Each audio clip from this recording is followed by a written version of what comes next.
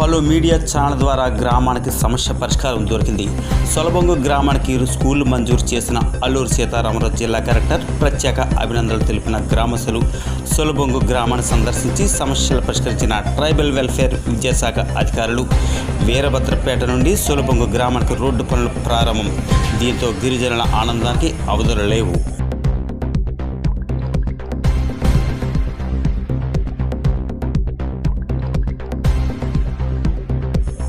ప్రణాళికాబద్ధంగా అభివృద్ధి పనులు చేపడతాం. స్పీకర్ చింతకాయల అయ్యన్న పాత్రుడు. అనకాపల్లి జిల్లా నర్సీపట్నం మున్సిపాలిటీలో అభివృద్ధి పనులు కార్యక్రమాలు వేగంగా అమలు చేస్తామని, రాబోయే 5 ఏళ్లలో నర్సీపట్నం మున్సిపాలిటీని అభివృద్ధి పథంలో నిలబెడతామని స్పీకర్ చింతకాయల అయ్యన్న పాత్రుడు తెలిపారు.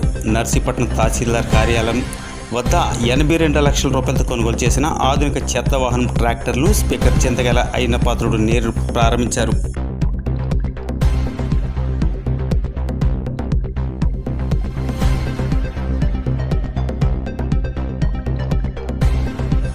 గొలుగొండ మండలం కృష్ణదేవిపేట పోలీస్ స్టేషన్ సంబంధించిన గంజాయి కేసులో గత 4.5 సంవత్సరాల నుంచి పరారీలో ఉన్న తమిళనాడు రాష్ట్రం మదురైకి చెందిన విఘ్నేష్ను నేడు కృష్ణదేవిపేట ఎస్ఐ అరెస్ట్ చేసి సదరు ముద్దాయిని రిమాండ్కి తరలించారు.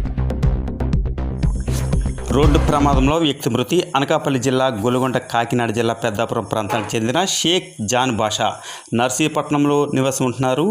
శనివారం ఇటు నుంచి కృష్ణదేవిపేటకు తన ద్విచక్ర వాహనంపై వెళుతుండగా పప్పుసెట్టుపాలెం శివారులో వాహనం అదుపు కింద పడిపోయాడు. తలకు తీవ్ర గాయం కావడంతో నర్సీపట్నం ఆసుపత్రికి తరలించే క్రమంలో మార్గ మధ్యంలో మృతి చెందినట్లు గొలుగొండ ఎస్ఐ రామారావు తెలిపారు.